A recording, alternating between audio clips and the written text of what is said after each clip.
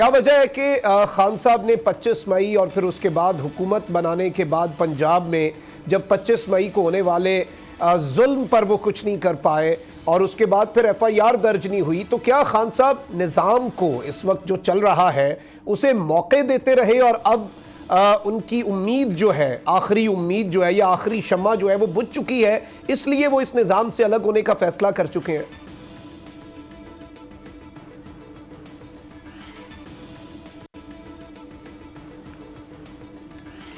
دیکھیں، میں نے تو شروع میں اس پروگرام کے جب آپ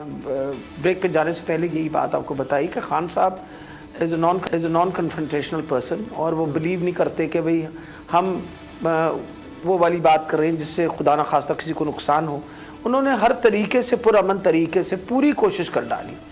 اور آفرین ہے ایسے شخص کے اوپر۔ میں تو کئی دفعہ دل میں سوچتی ہوں کہ اللہ تعالیٰ نے ان کو کتنی ہمت دی بھی، اور یعنی آج 7 مہینے سے ایک مسلسل احتجاج میں، اور کوئی ایسا دن نہیں تھا جس میں وہ خود شمولیت نہیں کرتے تھے۔ ہر احتجاج میں سوائے جب سے ان کو چوٹ لگی اس کے بعد۔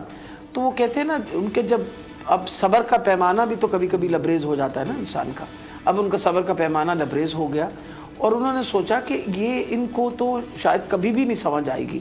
کہ اس وقت پاکستان کو کتنا زیادہ نقصان ہو رہا ہے، جو جتنی پولیٹیکل انسٹیبلٹی آئی بھی ہے اور جس طرح کی کولیشن گورنمنٹ بنی ہوئی ہے، وہ کچھ نہیں کر پا رہی، اور وہ اس وقت معیشت کا بیڑا غرق ہو رہا ہے۔ آپ کی ویسے بھی لا اینڈ آرڈر سچویشن اتنی خراب ہوئی ہوئی ہے، کراچی میں دیکھیے ڈکیتیوں پہ ڈکیتیاں ہو رہی ہیں، لوگ قتل غارت ہو رہی ہے،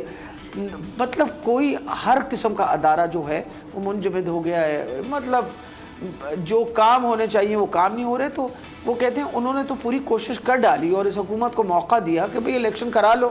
اور عقل مندی تو اسی بات میں تھی کہ اگر ہمیں واقعی سب کو محبت ہے پاکستان کے ساتھ، اور جس طرح باقی اگر نون لیگ کو نہیں ہے تو پیپل پارٹی والے جو کلیم کرتے تھے کہ ہم بڑے جمہوریت کے اس وقت پیروکار ہیں اور ہم تو بڑے جمہوریت کے جنگ لڑتے رہے ہیں، بھائی جمہوریت کا ایک بہت اہم حصہ یہ بھی ہے کہ بھئی آپ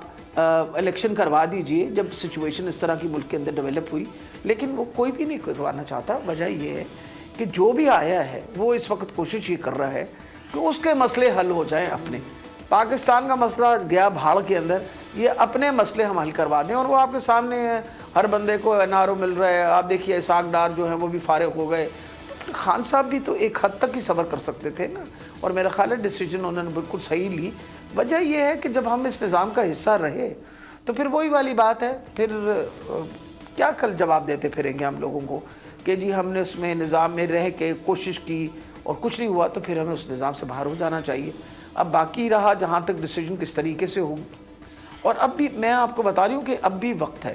ان کو بالکل ذرا بھی اگر کسی کو پاکستان سے محبت ہے اور کوئی واقعی چاہتا ہے کہ پاکستان جو ہے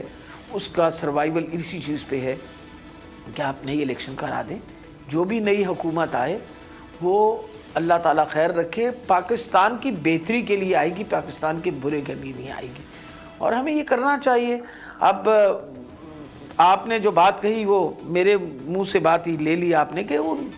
ان کا صبر ہی ختم ہو چکا تھا کہ بھئی حد ہو گئی ہے، ہم کیا نہیں کیا 7 مہینے کے اندر، پر آپ ہیں کہ ٹس سے مس نہیں ہو رہے، اور اس کی وجہ بھی ہمیں پتہ ہے کیوں ٹس سے مس نہیں ہو رہے۔ انہیں بھی پتہ ہے الیکشن اس وقت ہوئی تو انشاءاللہ عمران خان جیتیں گے، اور اس ڈر کے مارے وہ ڈیلے کرتے چلے جا رہے ہیں۔ بھئی تم ڈیلے کر لو، بیڑا اگر پاکستان کا کر دو گے، آج سے 6 مہینے 8 مہینے بعد آخر الیکشن تو ہونی ہے، جب ہوگی تب بھی عمران خان ہی جیتے گا اور کوئی نہیں جیتے گا۔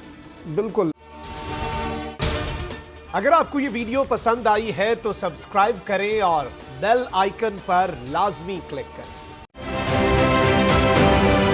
آپ یہ سمجھیں یہ جو حق ہے نا، حق پہ کھڑے رہنا اور حق کو بولنا، یہ دور سے لگتا ہے تنہا ہو گئے لوگ۔ آپ خان صاحب کو دیکھیں، تنہا دکھائی دینے، ساری جماعتیں مل کر ان کے خلاف ہیں، لیکن آج بھی پاکستان کی عوام اس حق کی آواز کے پیچھے جو ہے 80% سے زیادہ عوام ان کے ساتھ ہے۔ سیم ایگزیکٹلی اسی طریقے سے بول کی کہانی ہے بھائی، بالکل الگ آپ کو تنہا دکھائی دے گا، ہر جگہ آپ کو کھڑا ہوا نظر آئے گا، ہٹے گا نہیں کسی چیز سے، اور اس کے ساتھ بھی 80% عوام اگر آج آپ دیکھیں تو اسے بول دیکھ رہی ہے۔